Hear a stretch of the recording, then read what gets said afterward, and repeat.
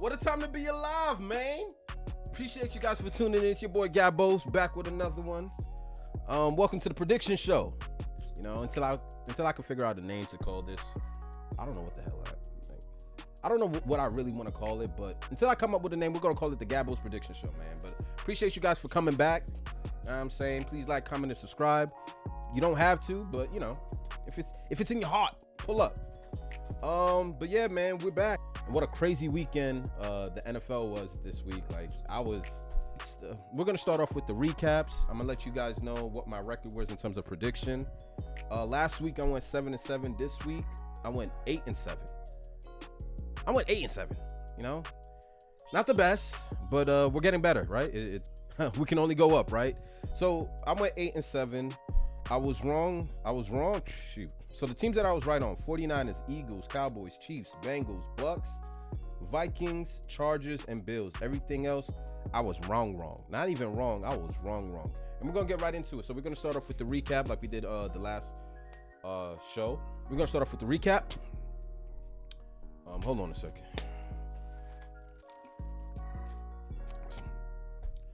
Like I was trying to skip this game, but I think it's only right since it was a Thursday night game last week.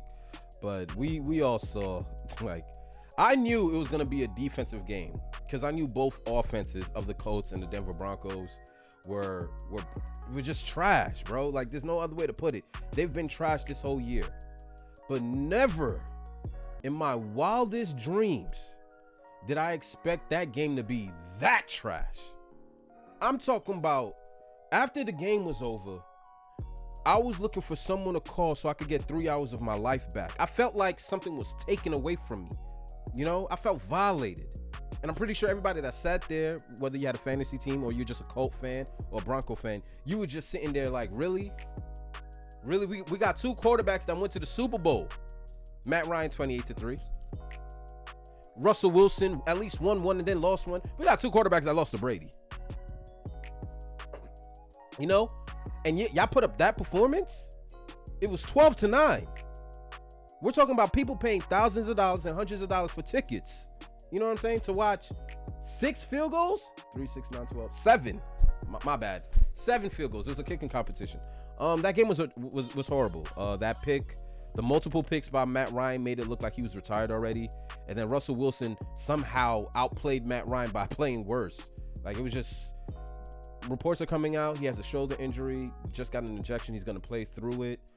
He missed the wide open. I forgot the dude's name towards the end. It was atrocious. If anybody needs a bounce back, it's Russell Wilson, because they was on my boy neck. Like, for real. Like, Twitter was not letting him rest. You know, what is it? Denver County, let's ride. That looks horrible right now. But I was definitely wrong on that because I had the Denver Broncos, and then I got sold, bro. I mean, what do you want me to say? I couldn't predict Russell Wilson looking that bad. So we're going to go right through it. Giants and Green Bay, the game in UK. Matter of fact, let me start opening up these links as yeah, right? This will probably help you guys, right? Give you guys more things to look at. Saquon ran for 70 yards. Yo, bro, I'm going to get right into the score. So Green Bay was up at halftime 20-10. 20-10. Right? 20-10. They get outscored 17-2 in the second half. I was wrong. I'm gonna get that part out the way. I was wrong. Daniel Jones did enough to win.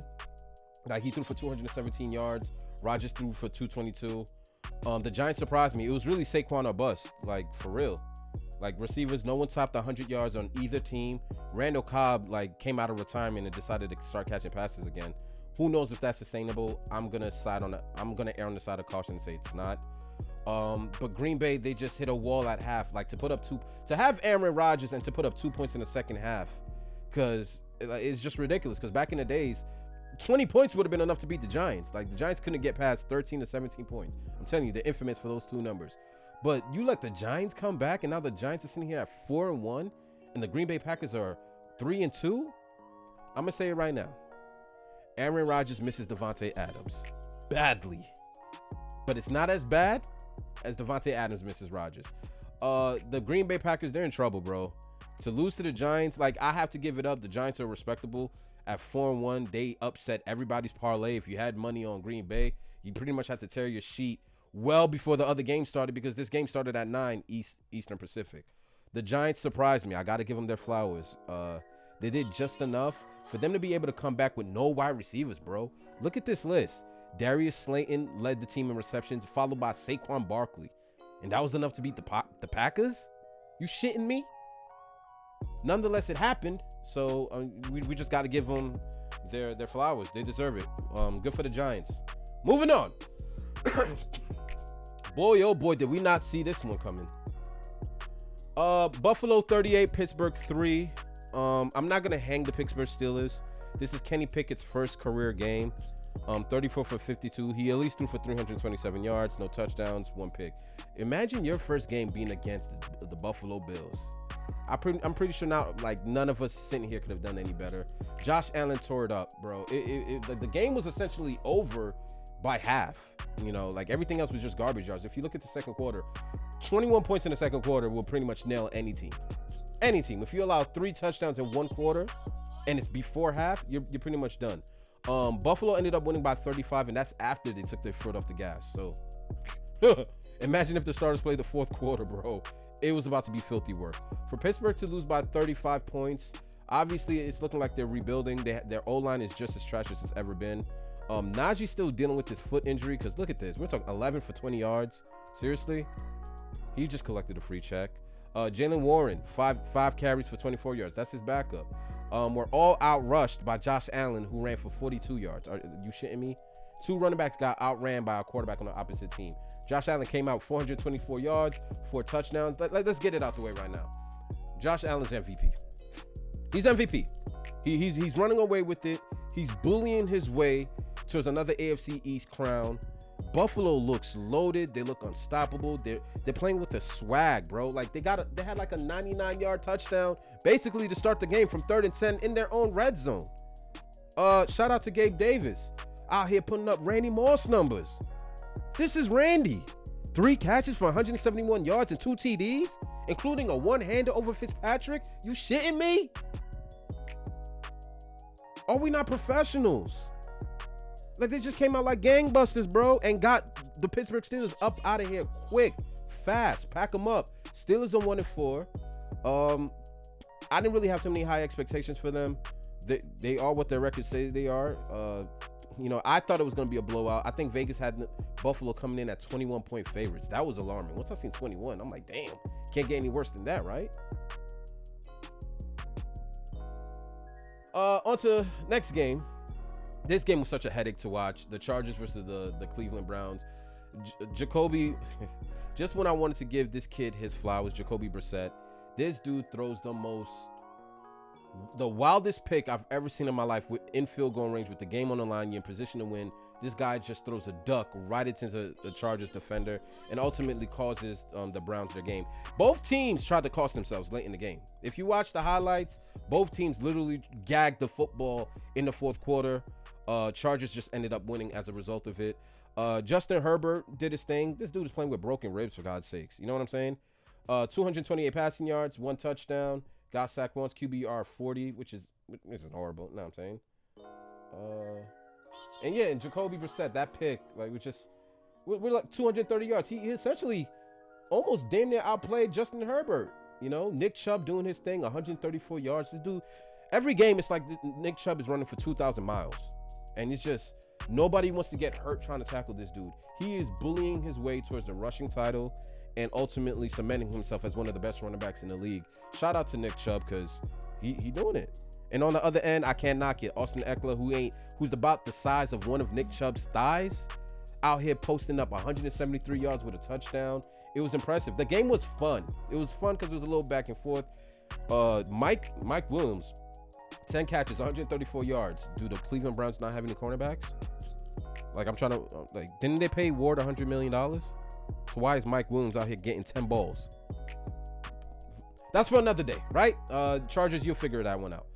Chargers go up to 3-2. Cleveland falls to 2-3. No one's really surprised by their record, but it's just 2 games. like the way that they're 2-3, they could easily be 4-1. The game to the Jets was a complete, like, you shouldn't have lost to the Jets, and you most certainly shouldn't have lost to the Chargers in field goal range with an opportunity to take the lead. Matter of fact, they shouldn't have lost to the Falcons neither. Anyways, Cleveland is a product of games that they shouldn't have lost, but ended up doing what they do best, losing. Recap. Who did I have winning between? Matter of fact, just to sort of backpedal a little bit, I did have Green Bay beating the Giants. I was wrong. I had Buffalo beating Pittsburgh. You know, I'm not that crazy. As far as the Chargers and the Browns, give me a second. I had the Chargers winning that game, so I would have lucked up. Houston and Jacksonville, I had, give me 1 second. Bucks.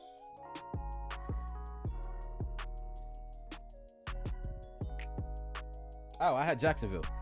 I had Jacksonville winning, and they lost 13-6. I can't put a finger on it, man. The second you kind of start to believe in the Jaguars, last week they're playing in a monsoon, so you didn't hold it against them that they lost to Philly. But now when you go back home and you're in front of your home crowd versus Houston with no wins, and Trevor Lawrence just is out here being a pick machine again. 2 interceptions. This dude was one of the greatest quarterbacks in college football history who didn't lose a game in his career. This dude's first loss in life came when he already made the NFL. And now it seems like he's up and down. 1 week he's doing good, next week he's regressing. Listen, I'm afraid of this kid because I just can't trust him. I can't trust him. You do not lose to Houston with no wins, okay? Damian Pierce did his thing. 26 carries, 99 yards, a touchdown. He had an impressive run to close out the game too. Like, Houston. Let's just move on. It's a division game. That's all I could wrap it down to. Like, it's division games. They never really make sense, and you'll have stinkers like this and 13-6 with the team that should have won losing. Moving on, we have the Minnesota Vikings wins 29-22. Excuse me. Vikings go to 4-1. I'm not gonna say that they're overrated 4-1, but when you're in that division, you know you're gonna get 2 wins off the Detroit Lions and 2 wins off the Chicago Bears. So off of default, that's 4 wins automatically. They beat Green Bay to start off the season. Minnesota, they're middle of the pack for me. They're doing their thing. I can't knock them. Kirk Cousins, 1 touchdown, 1 pick, 296 yards. Justin Fields, what is this, a career long, 208 yards? My goodness, like, this dude struggles to get to 100. But, you know, division games, once again, will flip things and flip stats and put it on their head. Justin Jefferson. He's the best in the game. He's the best in the game. And I know there's Cooper Kupp, DeAndre Hopkins, and a plethora of other receivers, Devontae Adams, this, that, and the third. Devontae's special. Like, no one's on Devontae's level. Jefferson is number 1. 12 catches, 154 yards, excuse me. And he could have had 2 touchdowns, but he got tackled on the 1 yard twice. Not once, twice. Chicago had nothing for him. All they could do is just, let's play zone and try to figure out a way to just stop Justin Jefferson just for him to do everything that he wants to do anyway. Like, 12 catches. Right, Chicago. Vikings win 29-22. I had the Vikings, I believe. It's hard to believe that I would ever put money on the Bears. Yeah, I had the Vikings winning, and the Vikings did just that. A game that they should have won. I'm not gonna. What more else can we say? Just an easy win for them. Chicago did make it competitive too. Oh my gosh, this takes the cake. Yo, shout out to my Patriots. Bro. I gotta get better, bro. I'm not gonna cap. I had the Lions winning because we were starting Bailey Zappi, and the Lions were coming in hot, and I got the reports that Amar St. Brown was gonna play. He did. But Bill Belichick does what Bill Belichick does. Bill Belichick owns Jared Goff. You know, sorry, Detroit Lion fans, but we've seen it time and time again. We saw it in the Super Bowl where the Rams averaged 35 points and Bill held you guys to 3. He held you guys to 3. Now what makes this even worse, Detroit Lions are coming out here averaging 35 points. You'll never see anything like this a day in your life. The highest scoring per game average team in the NFL gets shut out by Bill Belichick? I beg your pardon? What are we talking about here, bro? New England coming into this game with 1 win. You get shut out? Oh my goodness. Jared Goff, 19 for 35, 229 yards, a pick. You know what I'm saying?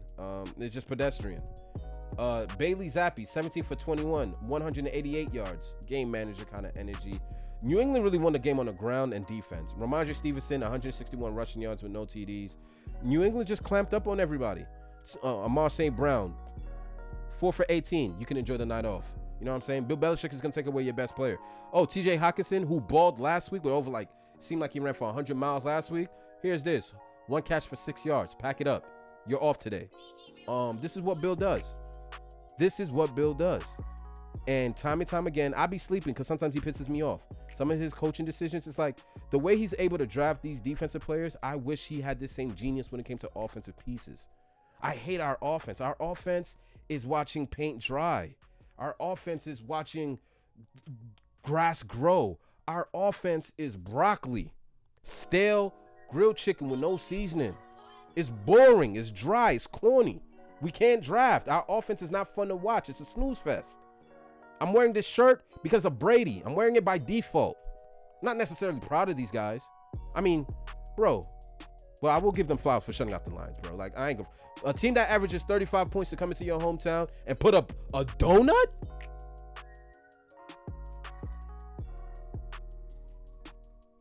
Pack the lines up. Pack the lines up.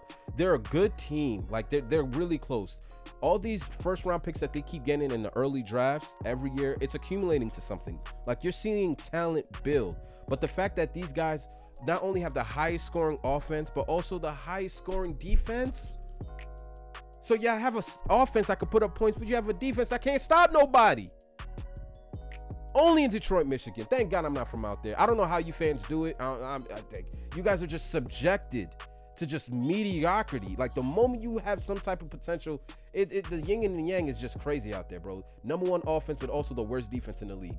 Sorry, fans. Sorry, Detroit. You guys just can't catch a break. But nonetheless, impressive win by the New England Patriots. My New England Patriots. That was a hell of an impressive win. Y'all guys needed it. I didn't see a shutout. And y'all hung a donut in them boys. Lord of mercy. Moving on.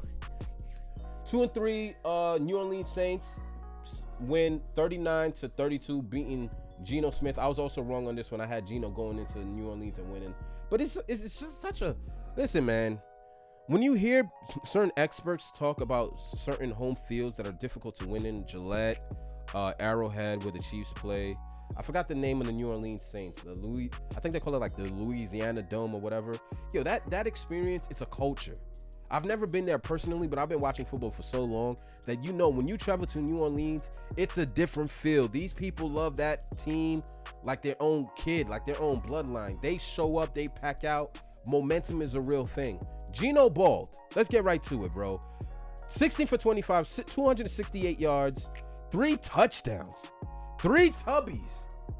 3 tubbies for Geno? Like, are you serious? Geno, the dude that used to be the punching bag for the New York Jets, is out here dropping 3 touchdowns. Like, everybody balled on on Seattle. And the Saints actually have a legit defense.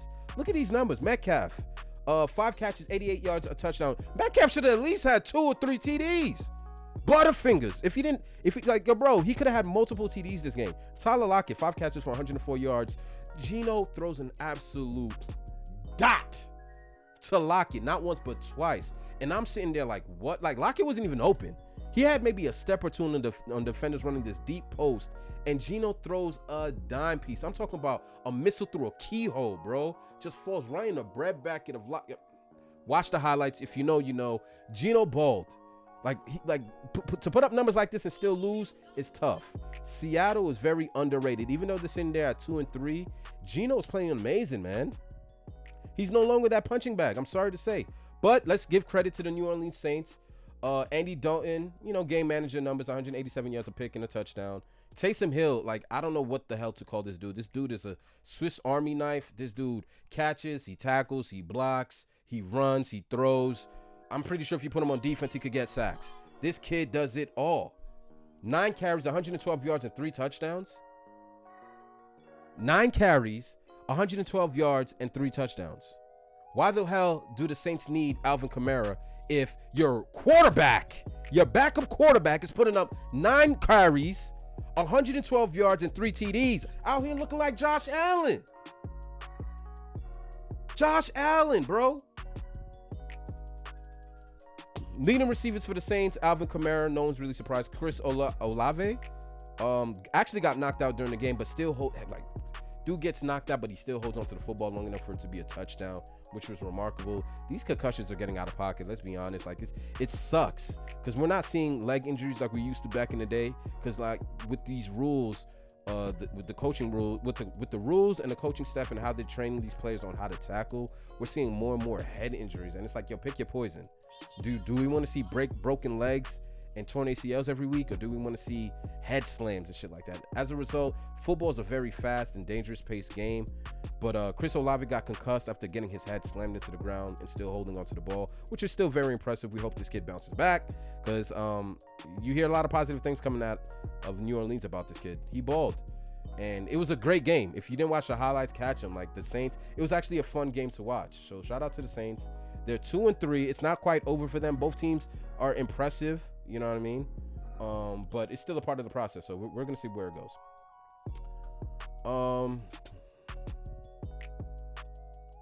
I might just make this a recap video because, you know, like I'm legit going through every team's recap. Yeah, I just might make this a recap video. So we have the Jets, the 3-2 Jets, right? The Jets are up 3 games to 2 losses. Crazy. Put up 40 points on the Miami Dolphins. Pack them up out of here. Who do I have winning this game? I think I had the Jets, right? No? Oh, no, I had the Dolphins. Damn, I suck. Yeah, I had the Dolphins winning. I don't know why. I had the Dolphins winning, but maybe it's just my biasness towards the Jets. You know what I'm saying? I just couldn't give them a win. But let's be honest. Zach Wilson did just enough, slightly above game management numbers, no touchdowns, no picks, 210 yards on 14 completions. You want to see more, but listen, they won, right? More injuries for Miami. They can't catch a break. Teddy Bridgewater got concussed literally on the first throw. Skylar Thompson pulled up, 19 completions for 166 yards. What's the average on that? 5 yards per completion. Yikes. Can't blame the Dolphins for losing when you lose not your first string, but your second string quarterback as well. So you're going to be limited, right? Like, what can you do with what you have to work with? Bryce Hall balled, 18 carries, 97 yards. Also had 2 catches for 100 yards. This kid is special. He's lightning in a bottle. Be on the lookout for Bryce Hall. He's looking like he's the real deal. So shout out to the Jets for winning a division game versus the third string quarterback. Miami fans don't appreciate it, but you know, they're gonna spin the block. They're gonna get their rematch. Moving on, we got the Tampa Bay Buccaneers and the Atlanta Falcons. Tampa, a very unimpressive 21-15 win. They were up 13 at half and just literally did nothing and almost let the Falcons come back to beat them. Brady, 351 yards, averaging 6.8 completions per yards per completion, which isn't exactly lighting it up. It's a lot of checkdowns, especially when you have 35 completions. That's wild. Some quarterbacks don't even have 35 attempts. But nonetheless, here we are, 351 yards, a touchdown. Marcus Mariota, let's be honest, he threw 14 completions, which is twice as much as he did all last week. So 7-14. Progress. You're still lost. 147 yards, a touchdown.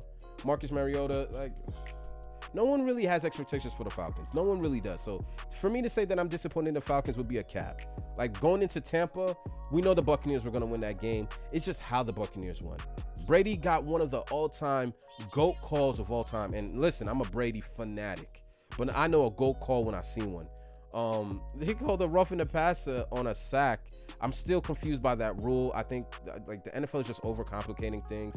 They're trying to convince us that our eyes are lying to us, and now it's just kind of like, if you know, you know. I don't really need to get into it, but everybody on the Bucs were pretty regular.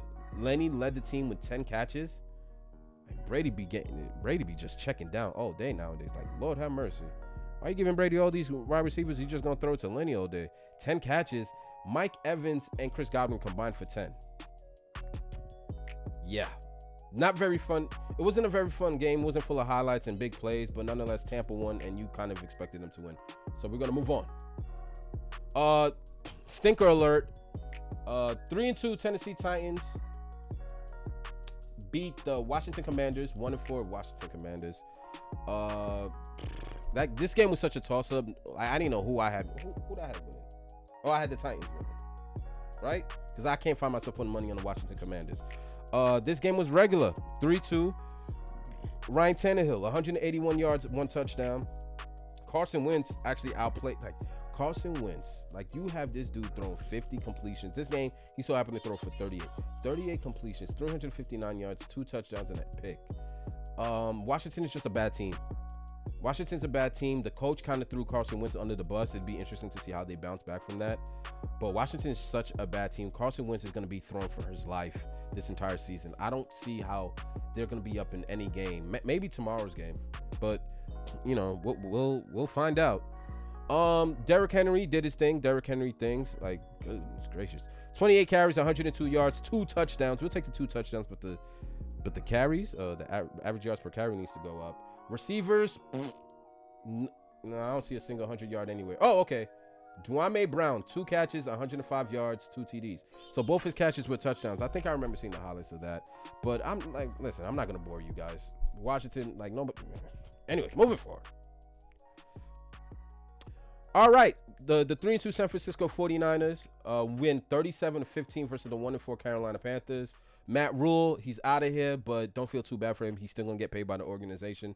We're not surprised he got fired. In fact, it seems like whoever's coaching Baker Mayfield ends up getting fired not too long.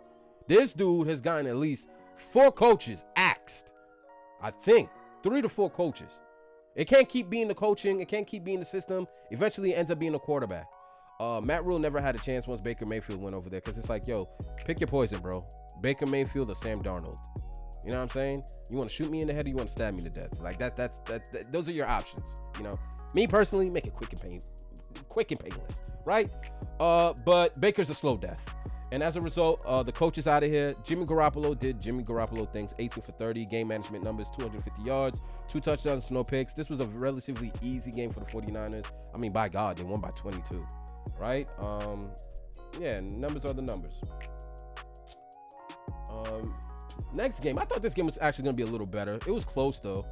Philadelphia, 5-0, win 20-17 versus the 2-3 Arizona Cardinals. We're not surprised that Philly won. I actually thought they were going to put up more points. Jalen Hurts continues to not throw touchdowns, but win with his legs and smart decisions throwing the ball. This dude, like that ground game that Philly got, bro. Can anybody stop him? Like, I cannot wait to see the up and coming games this following week. Jalen Hurts, 15 carries, 61 yards. Kyler Murray, 250 passing yards. Kyler Murray tried to do he did his best. It wasn't even a bad game. Let me see the second half. Yeah, Arizona outscored them. Arizona 7-6. It was boring. The second half was boring. Dallas Goedert led the team in receptions. Devontae Smith led the team in targets. What can I say? Philadelphia is doing Philadelphia things. They're 5-0. They're the most impressive team in the NFL right now. They're finding different ways to win. They're still not throwing it, but you know, Jalen Hurts, he's managing the games well. He's doing his thing. He's running the ball. So credit to the Philadelphia Eagles. 5-0 is not easy. Trust me.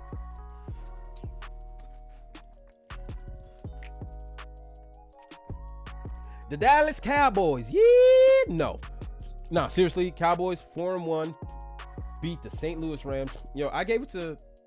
I actually picked the Cowboys to win this, and I'm surprised that they actually did, because I didn't put them on my parlay. Because I didn't have. It's easy to talk about it, right? And anybody could say something's gonna happen, but to put your money behind your words is completely different.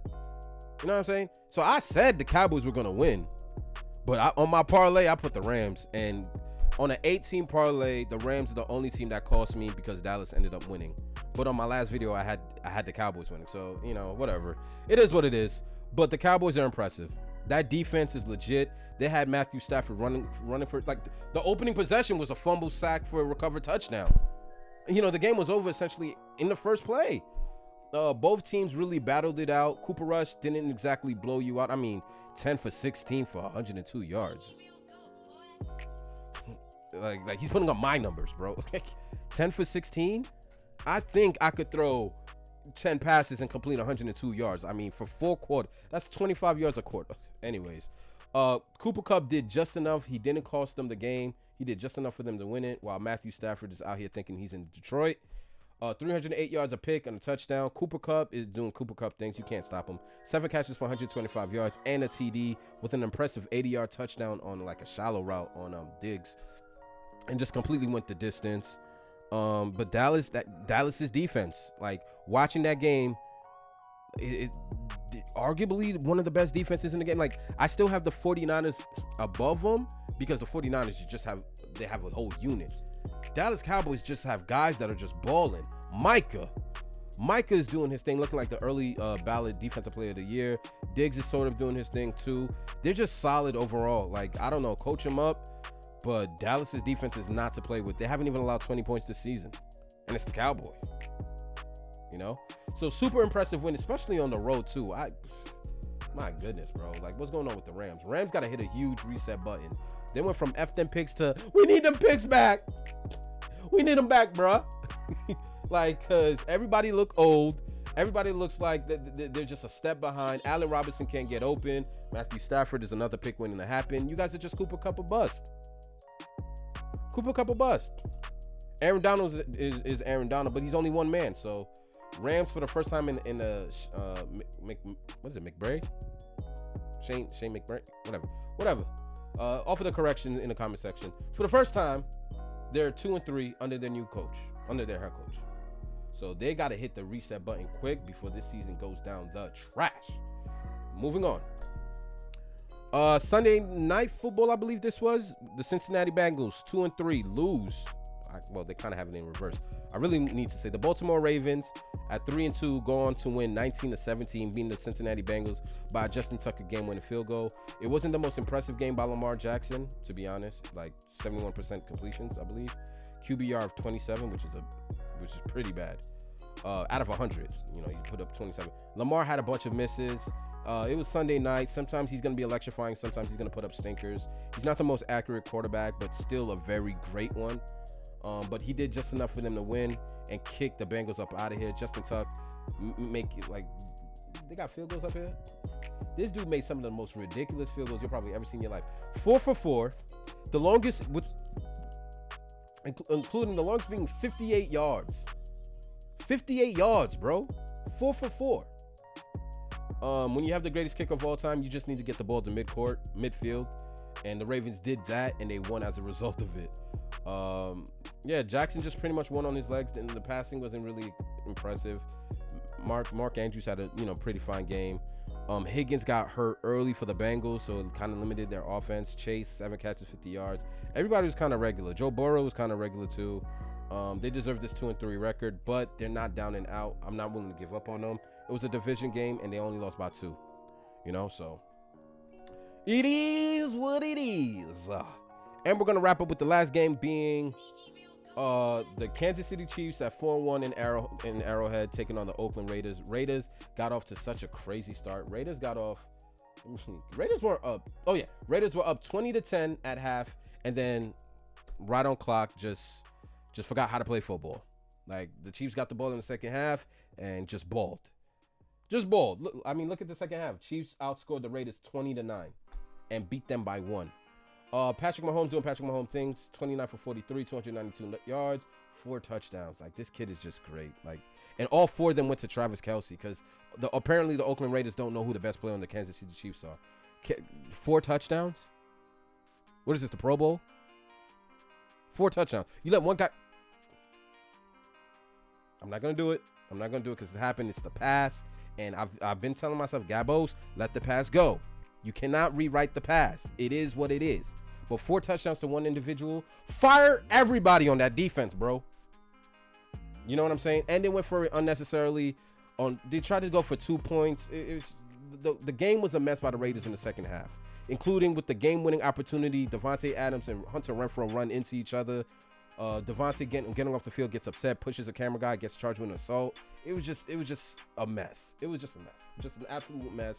Kansas City won predictably, but the Raiders did everything in their power to just get in their own way in the fourth quarter. They could have won. It was a pretty good game.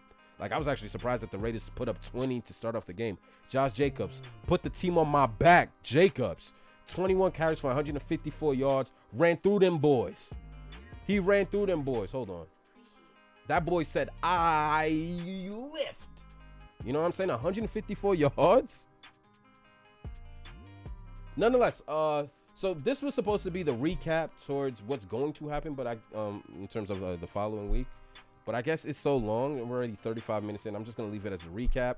Appreciate you guys for rocking out. It's your boy Gabos. Like, comment, subscribe. Let me know what you guys think about these little recap videos that I be doing and shit like that, man. You know what I'm saying? Let me know if I was wrong on anything, if I missed out anything, if I left out anything. Just, you know, we're having fun. We're building the page. We're building the channel with content. I'll tell you guys, man, I'm just consistent. I'm no different than anybody else. I just refuse to be outworked.